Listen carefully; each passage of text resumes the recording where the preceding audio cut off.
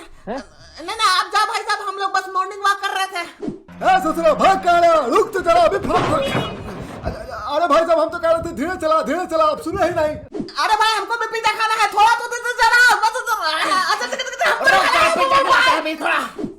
ये पकड़ ससुरा को। हाँ आज इसका कच्चा फाड़ देंगे, चक्कर लगा कर चलता है ससुरा। बच गया ससुरा, दिखना नहीं यार दोबारा।